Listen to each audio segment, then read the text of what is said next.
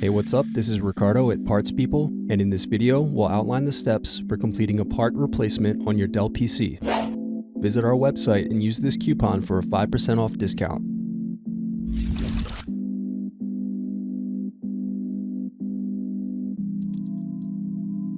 First, remove screws from bottom base and underneath the badge door.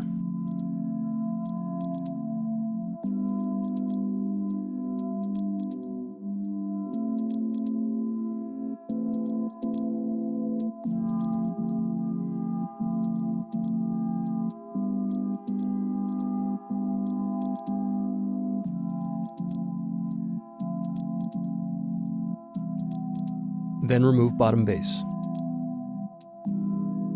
Unplug battery cable. Then unscrew and remove battery.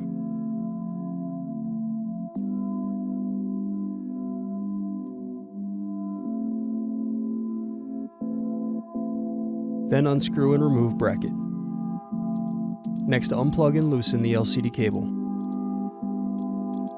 Next, unscrew left cooling fan. Then unplug and remove left cooling fan. Thanks for watching. Don't forget to like and subscribe if you enjoyed this video. And if you need more, check out this playlist to watch other tutorials for your laptop.